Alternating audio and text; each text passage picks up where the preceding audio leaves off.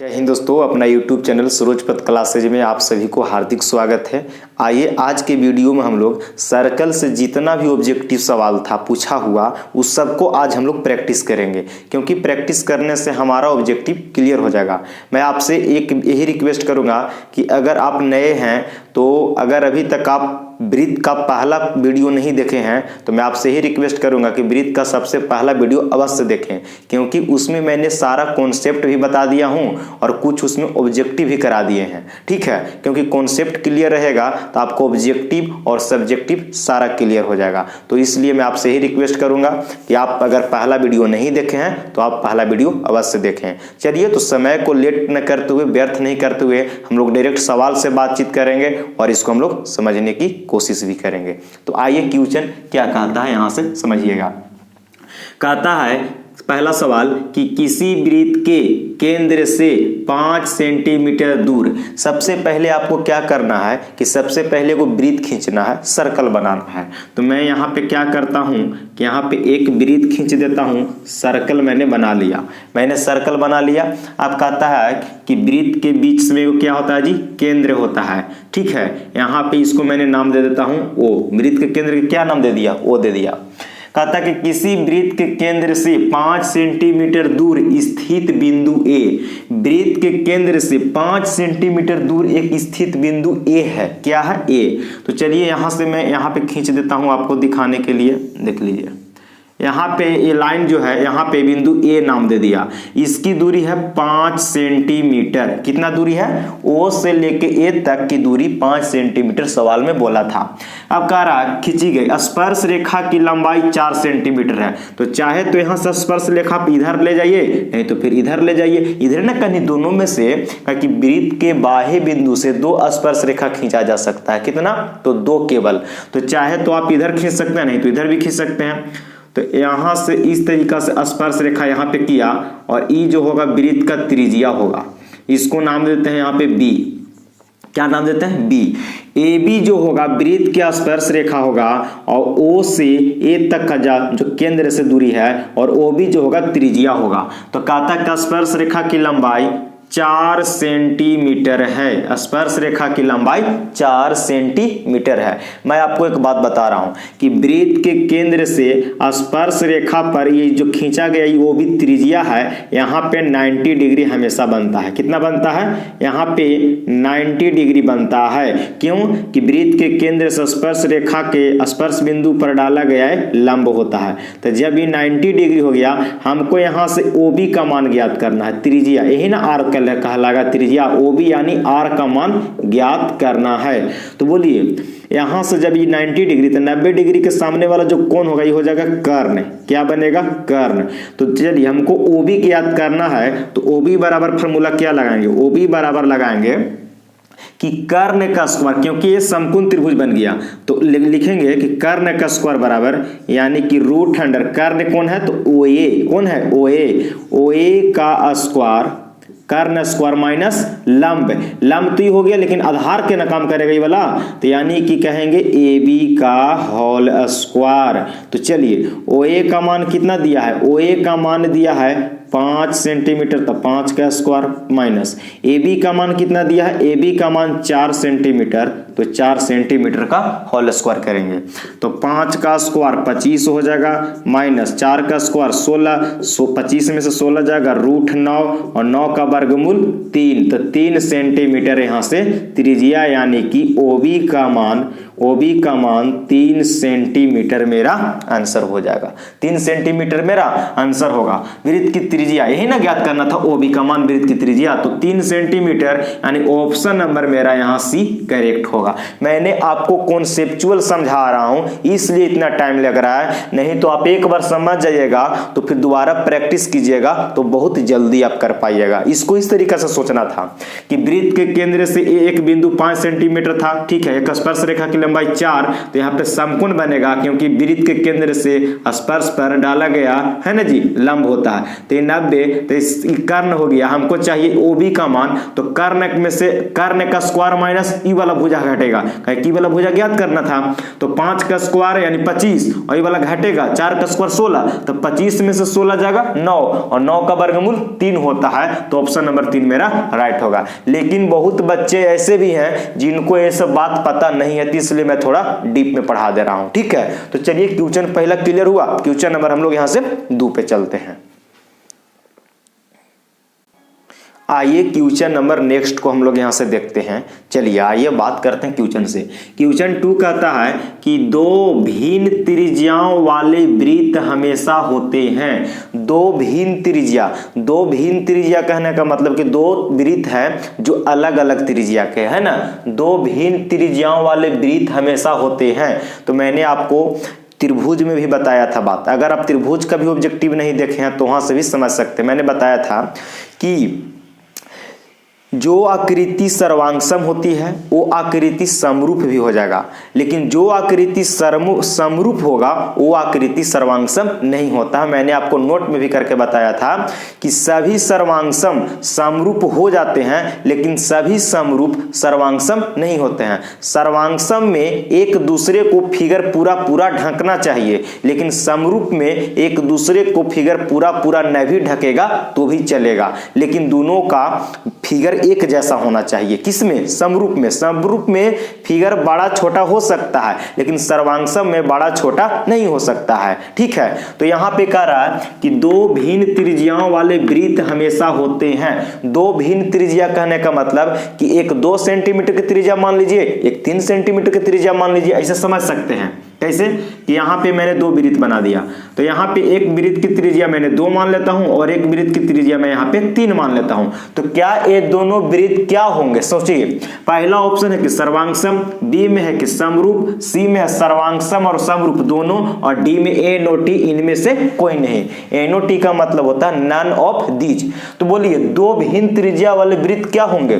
तो a figure एक दूसरे को तो पूरा ढकेगा नहीं, तो सर्वांगसम तो होगा नहीं, तो क्या होगा? समरूप। हाँ, दोनों वृत्त है लेकिन त्रिज्या बड़ छोट है, तो यहां पे समरूप कहलाएगा, क्योंकि दोनों का आकार गोले है, वृत्त है ना जी, लेकिन दोनों का साइज केवल बड़ा छोटा है। तो ये दोनों भिन्न त्रिज्याओं वाले वृत्त हमेशा क्या होते हैं? तो सर्वांगसम नहीं बल्कि समरूप होते हैं। तो ऑप्शन नंबर बी मेरा राइट होगा। ऑप्शन नंबर बी मेरा राइट होगा। आइए क्वेश्चन नंबर 3 पे। 3 कहता है कि सभी वृत्त खाली स्थान होते हैं। देखिए सभी वृत्त की बात कर दिया, यानी कि कोई वृत्त बड़ा भी हो सकता है, कोई वृत्त छोटा भी हो सकता है, ठीक है। तो सभी वृत्त क्या?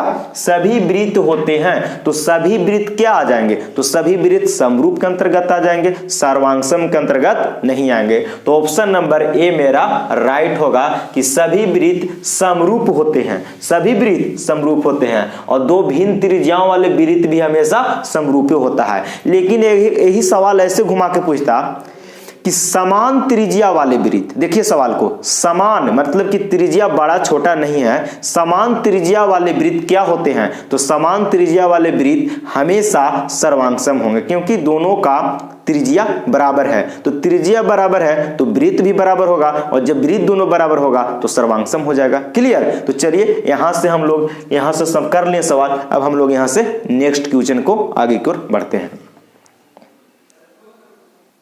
आइए नेक्स्ट क्वेश्चन बहुत बढ़िया सवाल है, इसको आपको ध्यान से थोड़ा देखने की जरूरत है और समझने की भी जरूरत है। चलिए सवाल को पढ़ते हैं। कहता है कि यदि एक बिंदु P से O केंद्र वाले वृत्त पर PA और PB स्पर्श रेखाएं परस्पर 80 डिग्री के कोण पर झुकी हो तो कोण POA ज्ञात कीजिए। सबसे पहले क्या कीजिए ना भाई जी कि आप एक सर्कल बनाइए। तो सबसे पहले यहाँ पे मैं क्या करता हूँ कि एक सर्कल बना लेता हूँ, कोई दिक्कत नहीं है। और सर्कल के बीच में होता केंद्र, जिसको सेंटर कहते हैं, है ना जी, वृत्त का केंद्र कहते हैं। तो कहता है कि एक बिंदु P से O, देखिए तो यहाँ पे मैंने एक बिंदु ले लेता हूँ, इसका नाम देता हूँ P, और P से O केंद्र वाले वृत्त पर, तो P से O केंद्र वाले वृत्त पर, इसको नाम दे दिया मैंने O, ये वृत्त O केंद्र वाले वृत्त पर, और यहाँ बाह्य बिंदु P है। तो PA और PB स्पर्श रेखाएं परस्पर, तो एक PA हो जाएगा, एक कौन होगा PA, और एक हो जाएगा PB। यहाँ पे दो स्पर्श रेखा इस तरीका से झुका हुआ है, ये दोनों क्या होगा, तो वृत्त की त्रिज्या होगा। यहाँ पे नाम दे दीजिए A, यहाँ पे नाम दे दीजिए B, कोई दिक्कत नहीं है। तो कहता है कि स्पर्श रेखाएं परस्पर 80 डिग्री के कोण पर झुका। देखिए पूरा कोण यहाँ पे पूरा कोण जो है पूरा P का, यहाँ पे यानी कोण P का है पूरा 80 डिग्री दिया है। समझिएगा ध्यान से, पूरा कोण जो P है यहाँ पे, यानी कि जो दोनों स्पर्श रेखा जो यहाँ पे झुका हुआ है, यहाँ दोनों ये 80 डिग्री पर है।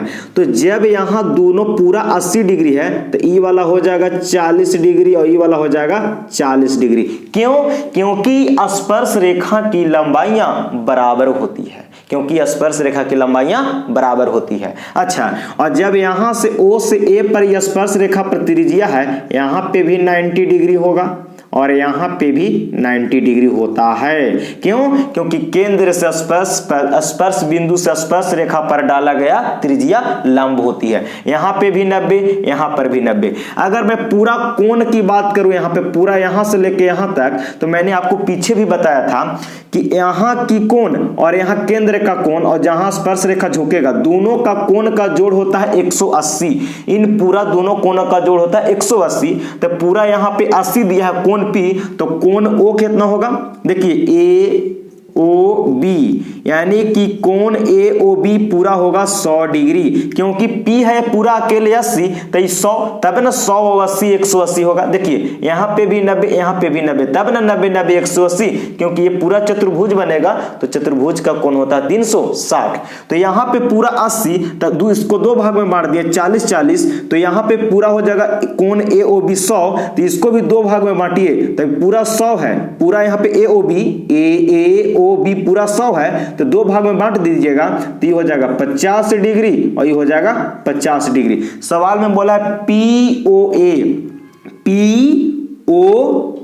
ई वाला कोण की बात किया, POA ई वाला कोण की बात किया, तो ये वाला कितना डिग्री के? 50 डिग्री को होगा।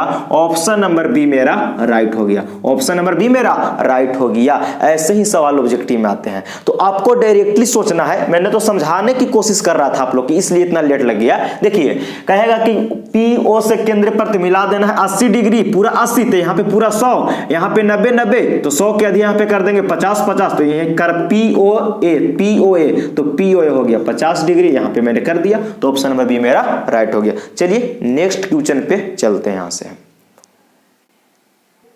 आइए नेक्स्ट क्वेश्चन पे, इसको भी हम लोग समझने की कोशिश करेंगे।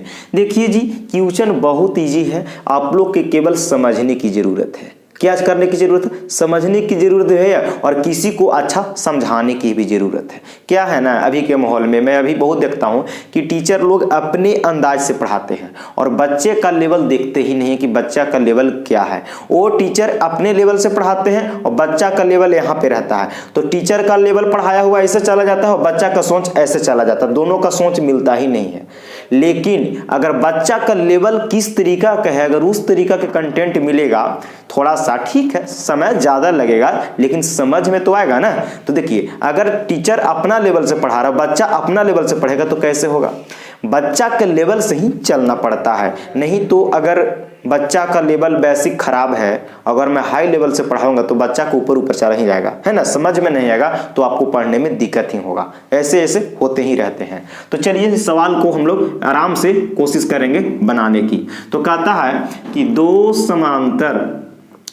समांतर रेखाओं के बीच की दूरी 14 सेंटीमीटर है। एक वृत्त दोनों रेखाओं को स्पर्श करती है, वृत्त की त्रिज्या क्या होगा? सबसे पहले आप एक वृत्त बनाइए। सबसे पहले यहाँ पे क्या कीजिए कि एक वृत्त बना लीजिए। तो मैंने यहाँ पे एक वृत्त बना दिया। कहता कि दो समांतर रेखाओं के बीच की दूरी, दो को समानांतर रेखा खींचा वृत्त पर जिसकी दूरी 14 सेंटीमीटर। एक वृत्त दोनों रेखाओं को स्पर्श करती है। तो देखिए ना, यहाँ पे मैंने क्या करता हूं ना, कि एक इधर और इधर एक स्पर्श रेखा खींच दिया और दोनों समानांतर है, तो दोनों देखिए यहाँ पे समानांतर कर लिया। एक वृत्त के पे दो समानांतर रेखा मैंने खींच दिया। आप ऐसे भी खींच सकते हैं, इधर और इधर भी, तो भी समानांतर होगा। तो कहता है कि दो समांतर रेखाओं के बीच की दूरी, यहां से यहां की दूरी टोटल दिया है, टोटल दूरी दिया है सवाल में 14 सेंटीमीटर।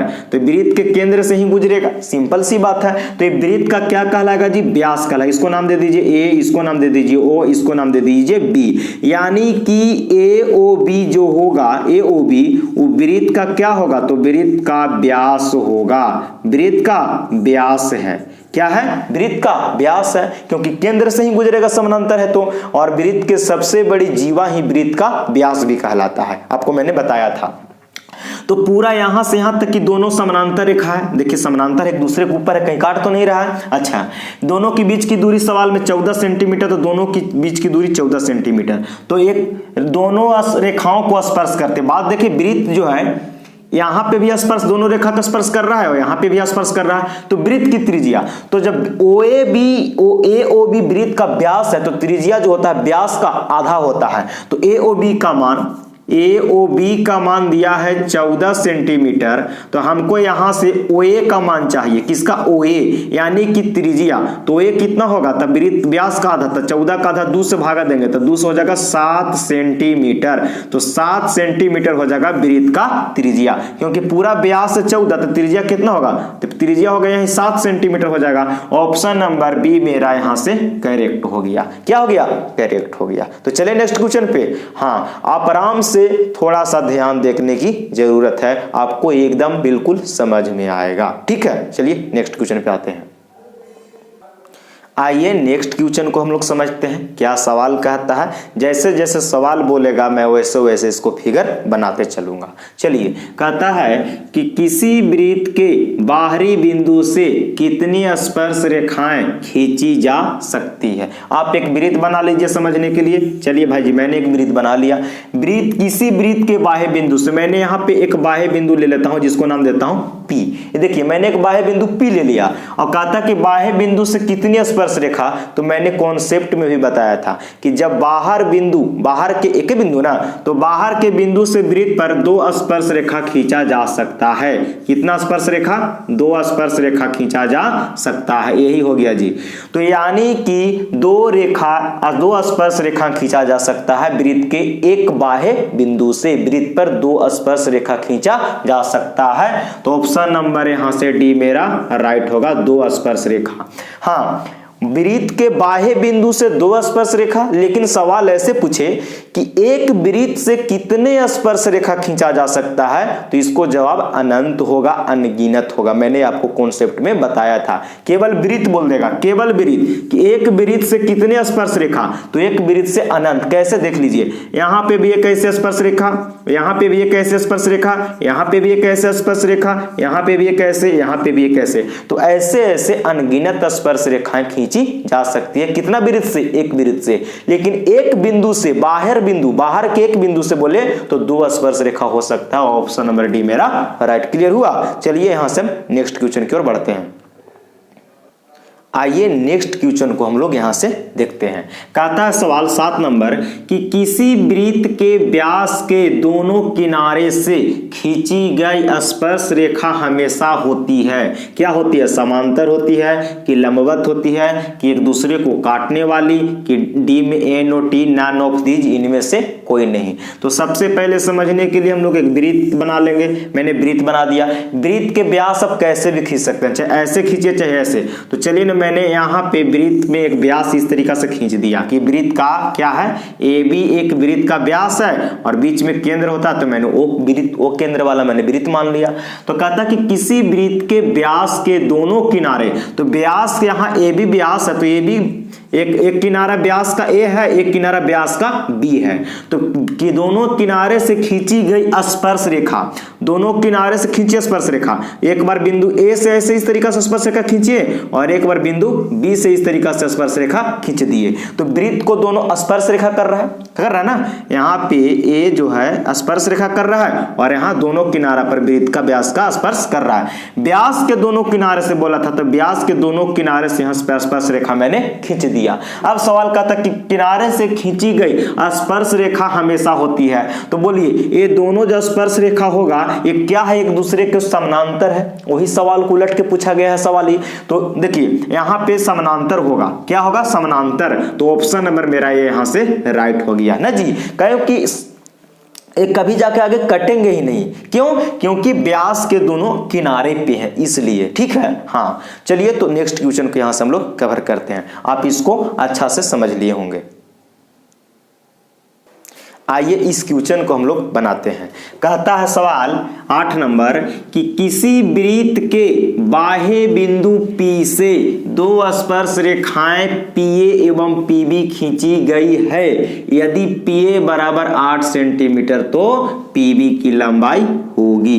सबसे पहले समझने के लिए आप एक वृत्त खींच लीजिए। क्या कीजिए, वृत्त खींच लीजिए और यहां से एक बाह्य बिंदु क्या है, तो बाह्य बिंदु P से, तो यहां पे मैंने बाहर का बिंदु एक P ले लेता हूं और बाह्य बिंदु P से स्पर्श रेखा, तो बाह्य बिंदु से स्पर्श रेखा दुगो होता है। तो यहां से इस तरीका से, किस तरीका से, तो PA यहाँ पे स्पर्श रेखा और एगो यहाँ पे PB, इसको नाम दे देते हैं A, इसको नाम दे देते हैं B। तो कहता है कि P से दो स्पर्श रेखा, मैंने P से दो स्पर्श रेखा खींच दिया, PA एवं PB स्पर्श रेखा खींची गई। तो PA, तो जब भी बाह्य बिंदु से दो स्पर्श रेखा खींचाएगा तो दोनों स्पर्श रेखा की लंबाई बराबर होती है, यानी कि PA और PB की लंबाई बराबर होगा, यानी कि PA बराबर PB होगा। क्यों कि बाहर से बाह्य बिंदु से वृत्त पर दो स्पर्श रेखा और दोनों स्पर्श रेखा की लंबाई बराबर होती है।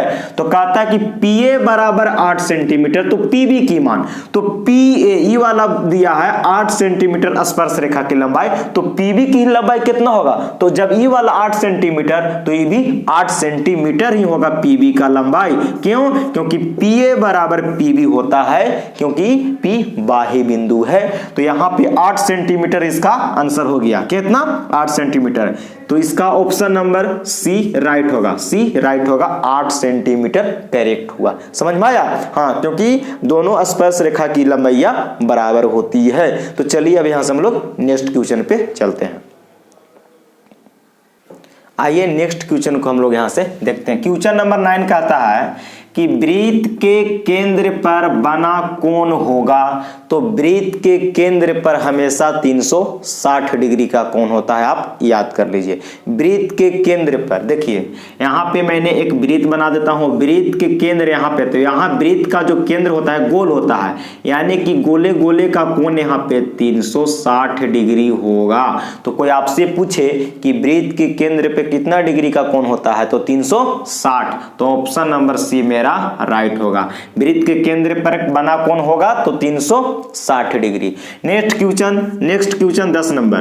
दी गई आकृति में x का मान खाली स्थान होगा। दी गई आकृति, ये फिगर छापा हुआ है, कहता कि x का मान क्या होगा। तो बोलिए, यहां से वृत्त का केंद्र है O और यहां से स्पर्श रेखा है A, बाह्य बिंदु P है, तो बाह्य बिंदु P से एक स्पर्श रेखा खींचा है यहां तक, स्पर्श रेखा यहाँ A है, वो वृत्त का केंद्र है, तो OA बनेगा वृत्त का त्रिज्या और वृत्त के केंद्र से स्पर्श रेखा पर डाला गया त्रिज्या लंब होता है, यानी 90 डिग्री। हमको x डिग्री का मान यहां से पूछ रहा है। ये वाला कोण दिया है 35 डिग्री। तो देखिए OAP त्रिभुज OAP में चलिएगा, OAP में तो त्रिभुज के तीनों कोणों का जोड़ 180 डिग्री होता है, जिसमें दो कोण दिया है। ये 35 डिग्री, यहाँ पे 90 डिग्री होगा, क्योंकि वृत्त के केंद्र से स्पर्श रेखा पर डाला गया लंब होता है, तो 90 डिग्री हमको x को मान निकालना है, कितना x का मान। तो त्रिभुज के तीनों कोनों को जोड़ दीजिए, x प्लस इसको 90, यहाँ पे 35 बराबर में हो जाएगा 180, और 90 35 जोड़ लीजिए तो 90 और 35 हो जाएगा आपको 125 बराबर में 180। हमको x का मान चाहिए तो 180 में से 125 घटा दीजिए तो 10 में से 5 गया 5 और 7 में से 2 गया 5, 1 में से गया 0। 55 डिग्री मेरा x का मान आ जाएगा। कितना डिग्री? 55 डिग्री। तो ऑप्शन नंबर कौन है? तो ऑप्शन नंबर मेरा यहां से सी राइट हो जाएगा 55 डिग्री, क्योंकि त्रिभुज के तीनों कोनों का जोड़ 180, यहाँ पे 35 डिग्री दिया था और केंद्र से स्पर्श रेखा पर डाला गया 90 डिग्री हमेशा होता है। तो x का मान ये वाला निकालें, 180 में से ही दोनों कोण को जोड़ के घटा दिए, x का मान आ गया 55 डिग्री। चलिए अब हम लोग यहाँ से नेक्स्ट क्वेश्चन की ओर बढ़ जाते हैं। आइए, ये जो ऑब्जेक्टिव सवाल मैंने उठाया हूं डायरेक्ट आपके एनसीईआरटी बुक से ही मैंने लिया हूं, ताकि आपको बहुत से बोर्ड में है, बिहार बोर्ड में जो है डायरेक्ट एनसीईआरटी से क्वेश्चन ऑब्जेक्टिव डायरेक्ट आता है। देखिए सवाल को पढ़ते जाइएगा, वन शॉर्टेड क्वेश्चन है, आपको जवाब मिलते चला जाएगा। कहता है सवाल पहला 11 नंबर में कि एक वृत्त की कितनी स्पर्श रेखाएं हो सकती है, तो आपको जवाब देना है। जी बोलिए, एक वृत्त की कितनी स्पर्श रेखाएं हो सकती है? तो एक वृत्त की अनगिनत स्पर्श रेखाएं हो सकती है, एक वृत्त की, लेकिन एक बिंदु से बाहर बिंदु 1 से वृत्त पर 2 स्पर्श रेखा हो सकता है। तो कहता कि एक वृत्त की कितनी स्पर्श रेखाएं हो सकती है, तो यहाँ पे इसका मैंने उत्तर दे दूंगा अनेक। कितना? अनेक होगा। एक वृत्त की कितनी स्पर्श रेखाएं हो सकती है? अनेक। क्लियर हुआ? चलिए नेक्स्ट क्वेश्चन 12 नंबर पे, किसी वृत्त की स्पर्श रेखा उसे खाली स्थान बिंदुओं पर प्रतिच्छेद करती है। तो किसी वृत्त की स्पर्श रेखा, कोई भी वृत्त हो, उसकी स्पर्श रेखा उसे कितना बिंदुओं पर प्रतिच्छेद करेगा? तो केवल एक बिंदु पर प्रतिच्छेद करेगा। तो इसको में भरा आ जाएगा 1। क्या भरा जाएगा जी? यहाँ पे 1 भरा जाएगा। कितना? 1 भरा जाएगा। एक बिंदुओं पर प्रतिच्छेद करती है। चलिए क्वेश्चन 13, वृत्त के दो बिंदुओं पर प्रतिच्छेद करने वाली रेखा को खाली स्थान कहते हैं। तो वृत्त के 2 बिंदुओं पर प्रतिच्छेद करने वाली रेखा को क्या कहते हैं? तो छेदक रेखा या छेदन रेखा कहते हैं। इसको में भरा जाएगा छेदक रेखा। क्या भरा जाएगा? छेदक रेखा। यहां पे क्या भरा जाएगा जी? छेदक रेखा भरा जाएगा। क्या? छेदक रेखा कहते हैं। चलिए क्वेश्चन 14, एक वृत्त की खाली स्थान समांतर स्पर्श रेखाएं हो सकती है। बोलिए, एक वृत्त की खाली स्थान समांतर स्पर्श रेखाएं हो सकती है। तो एक वृत्त में 2 कितना? तो 2 समांतर स्पर्श रेखा हो सकता है। मैंने आपको खींच के बताया था कि जैसे व्यास के दोनों सिरों से होता है ना जी। तो एक वृत्त की 2 समांतर, कितना भराएगा? तो इसमें 2 भरा जाएगा। एक वृत्त की 2 समांतर स्पर्श रेखाएं हो सकती है। क्लियर? क्वेश्चन 15, वृत्त तथा उसकी स्पर्श रेखा के उभयनिष्ठ बिंदु को खाली स्थान कहते हैं। तो उसको क्या कहते हैं? स्पर्श बिंदु कहते हैं। उसको क्या कहते हैं? स्पर्श बिंदु कहते हैं। तो इस यहां पे भरा जाएगा स्पर्श बिंदु भरा जाएगा। इसमें क्या भरा जाएगा? स्पर्श बिंदु भरा जाएगा। क्लियर? चलिए यहां से हम लोग पूरा ऑब्जेक्टिव जितना भी बनने वाला था मैंने आपको करा दिया। इससे एक भी सवाल आपको बाहर जाने वाला नहीं है। तो आप इसको शॉर्ट स्क्रीन मार लीजिए या आप इसको नोट भी कर सकते हैं। तो आज की इस वीडियो में पूरा वृत्त हम लोग पढ़ लिए और अगले जो चैप्टर को मैंने ऑब्जेक्टिव कराऊंगा वो होगा वृत्त से संबंधित क्षेत्रफल वाला, वृत्त से संबंधित क्षेत्रफल निकालने के लिए। तो चलिए अब मैं इस वीडियो को यहीं पे समाप्त कर देता हूं। अगर आप नए हैं, अभी तक इस चैनल को सब्सक्राइब नहीं किए हैं, तो चैनल को सब्सक्राइब कर लें, बेल आइकन दबा लें और किसी को हेल्प करना चाहते हैं तो दोस्तों में शेयर कर लीजिए और लाइक भी कर दीजिए। तो आज तक कितने इस वीडियो में। जय हिंद, जय भारत।